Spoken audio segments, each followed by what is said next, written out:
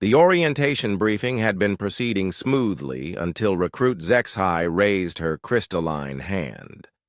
Commander Harrison paused mid-sentence, his weathered face turning toward the young Christian officer. Around the circular chamber, representatives from a dozen species shifted uncomfortably in their environmental suits. "Yes, Recruit?" Harrison's voice carried the patience of someone who had answered 1,000 questions from 1,000 different worlds. "Commander, I've reviewed the fleet specifications, and I noticed that human vessels are the only ones painted completely black. The Veltari use silver, the Mokari prefer their traditional blues, even the Zephyrians maintain their bioluminescent hulls. But human ships..." She gestured toward the tactical display showing the assembled fleet. "They're void black. Why?" The room fell silent. Harrison noticed how the veteran officers, those who had served alongside humans for more than a standard cycle, suddenly found their data tablets fascinating. It was always the new recruits who asked. They always asked. Captain Veltar of the Makari delegation clicked his mandibles nervously. He remembered asking the same question 3 years ago. The answer had changed everything he thought he knew about humans. "That's..." Harrison cleared his throat. "That's a fair question, Recruit. Tell me, what do you know about human military history?" Zexhai's faceted eyes brightened. "Considerable. Humans are known for their adaptability and tactical innovation. Your species joined the Galactic Federation only 60 cycles ago, yet you've become one of our most valued allies in the fight against the Void Swarm." "All true." Harrison nodded. "But that's not what I meant. I'm talking about our history before we reached the stars, our wars among ourselves." The young Christian's confusion was visible in her shifting chromatic patterns. Most species achieved interstellar travel before developing truly devastating weapons. Humans, as usual, had done things backward. Harrison walked to the tactical display and highlighted a human destroyer. The vessel was so black it seemed to absorb light itself. For most of our recorded history, warfare was a intimate affair. Soldiers wore bright colors, red coats, blue uniforms, golden standards. Battles were formal, honorable. There were rules. He paused, studying the faces around him. The veterans weren't looking up from their tablets. "Then came the 20th century," Harrison continued. "We developed weapons that could kill from distances our ancestors couldn't imagine. Suddenly being seen meant being dead. So we learned to hide. We called it camouflage." Zexhai's patterns shifted to interested purple. "A logical adaptation." "It was, but then we took it further." Harrison's finger traced the destroyer's hull on the display. "We learned that warfare isn't just about hiding from your enemy. Sometimes it's about making sure they can't hide from you. These ships aren't painted black for camouflage, Recruit." The silence stretched. Even the chamber's environmental systems seemed quiet. "Then why?" Zexhai whispered. Commander Harrison was quiet for a long moment. When he spoke, his voice carried the weight of species memory.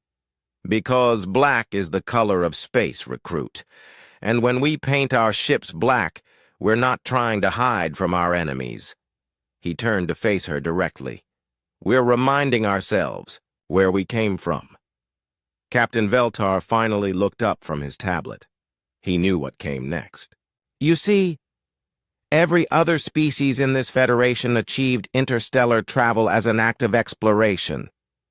You reached for the stars because they were beautiful, because they promised wonder and knowledge." Harrison's eyes grew distant. "Humans reached for the stars because we had made our own world a battlefield. We went to space not as explorers, but as refugees from our own nature. The chamber was so quiet that the soft hum of the life support system seemed deafening. Our black ships serve as a reminder, Harrison continued. A reminder that space is cold and empty and unforgiving. A reminder that the only thing between us and the void is the hull of our ship and the bonds we forge with each other. When a human looks at those black ships, we remember what we're fighting for. HFY's patterns had shifted to deep violet, the Christian equivalent of awe. Fighting for? The right to paint our ships any color we damn well please, Harrison said with a slight smile. The right to explore. The right to build instead of destroy. The right to be something other than what we were. He gestured to the tactical display, where human ships formed a protective screen around the mixed fleet.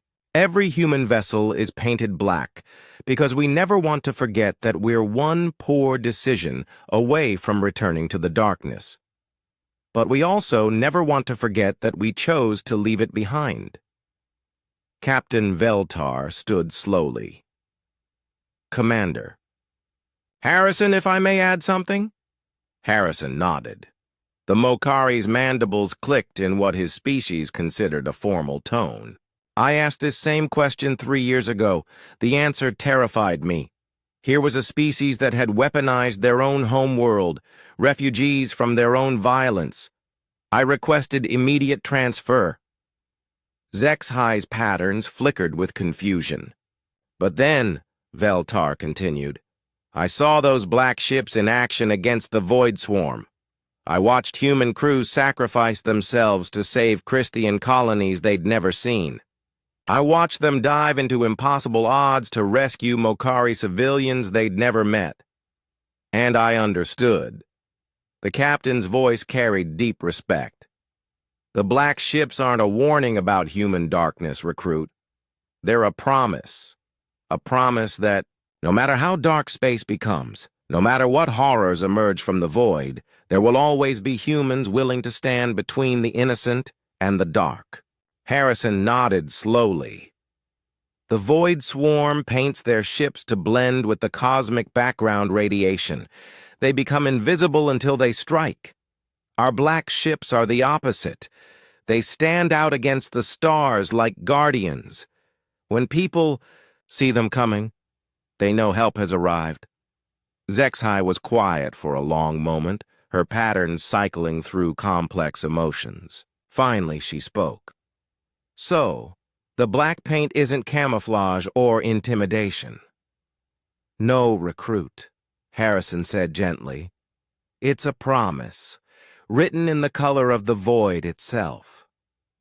The briefing resumed, but the atmosphere had changed.